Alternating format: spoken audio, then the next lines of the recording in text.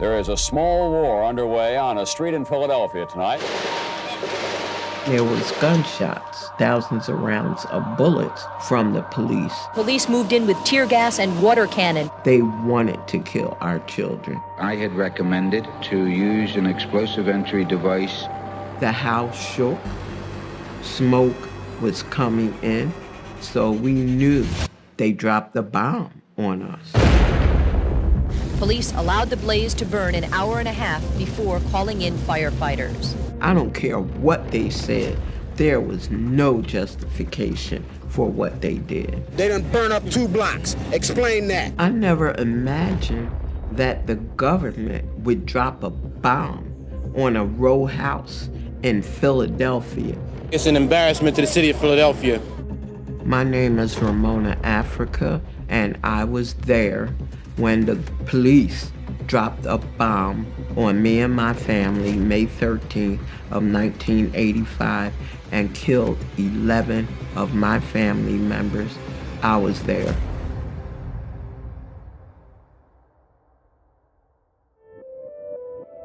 I was born and raised in West Philadelphia. I went to Temple University and I was headed to law school.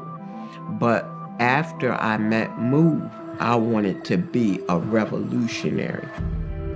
MOVE is a revolutionary organization founded by John Africa that believes in revolution, not in fighting and bloodshed, but true revolution. I joined MOVE in 1979. I was listening to what was happening with MOVE and could not believe that the cops were attacking MOVE the way they were. Until today, there was a house in Philadelphia filled with people who for years confounded everybody. They called themselves MOVE and never said what that meant. They tried to live in the city as if it were the forest, ignoring modern plumbing, trash collection, or rat control. They offended the neighbors first and then the city, which ordered them out last year. Today, the city went to move them. As firemen crawled forward with a water hose, shots rang out.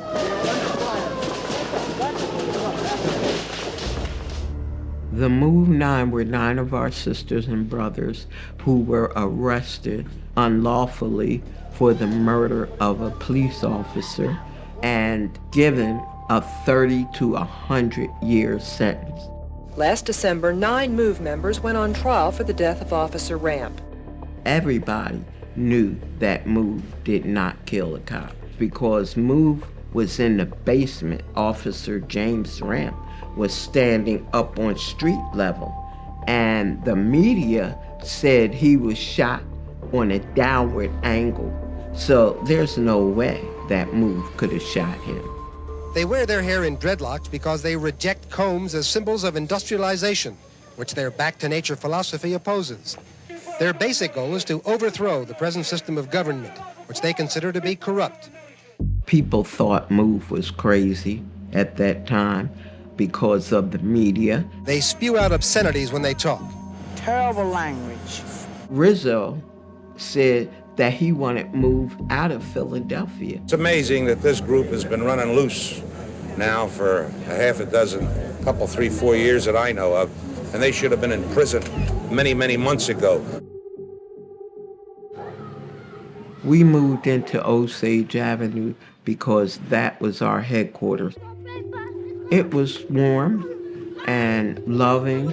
There was children there. We would take them to the park. That was mainly our day. Some people said we was on the loudspeaker day and night, every day. That was just a lie, probably promulgated by the police along with the media.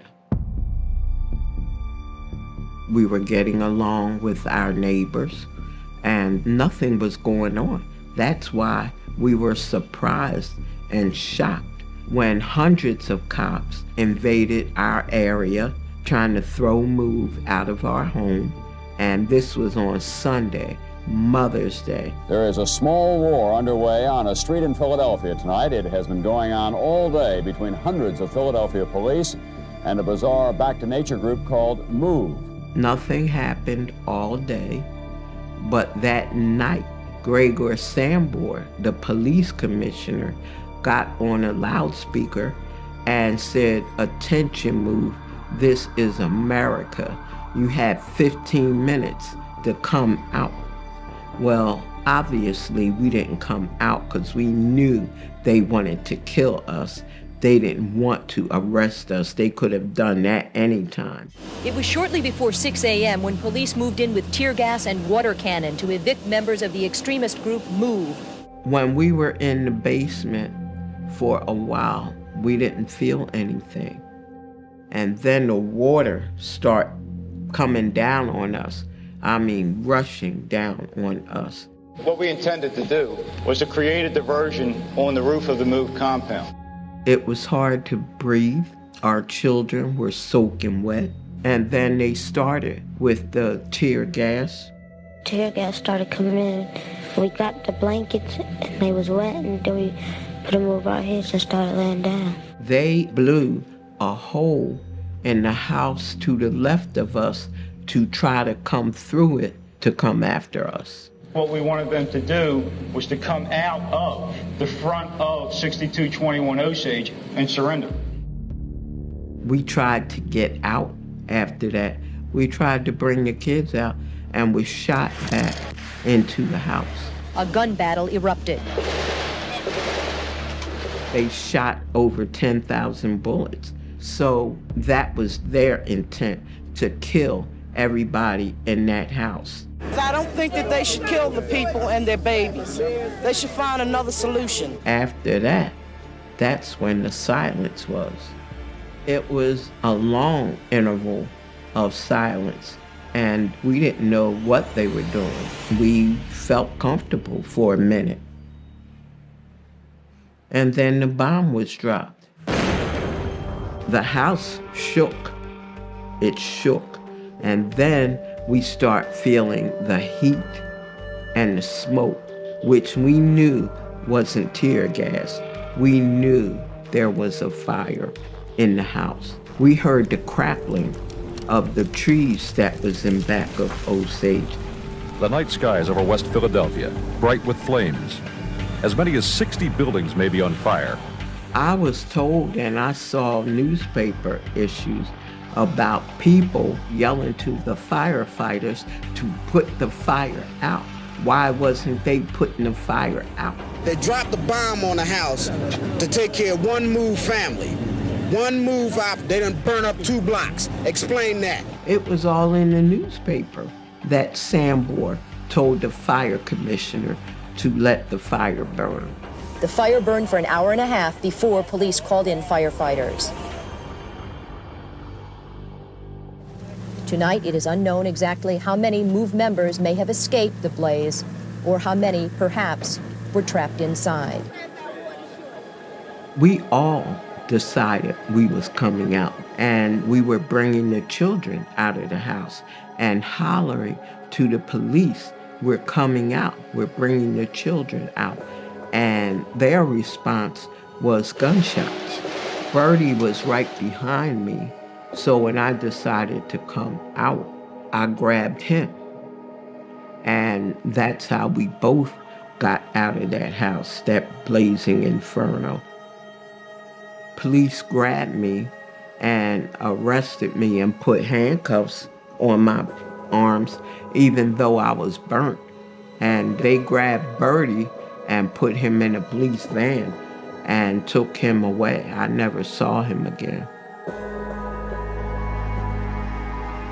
In the hospital, I was looking for the rest of my family to come in, and nobody came in behind me.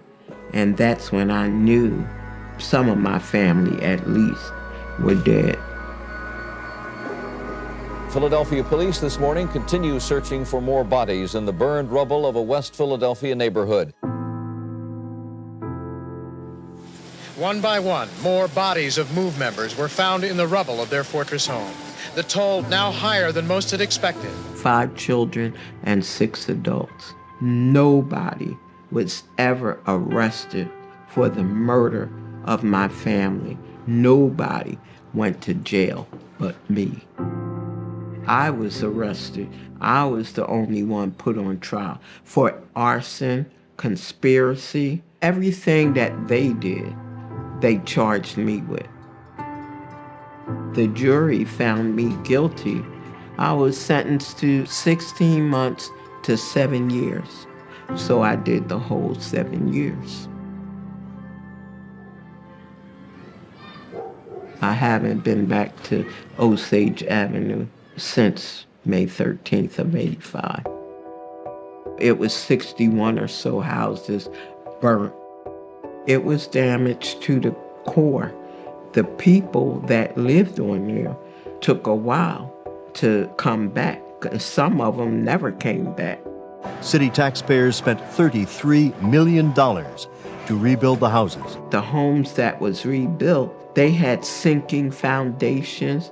They got leaky roofs. The electricity was messed up. They looked like project houses.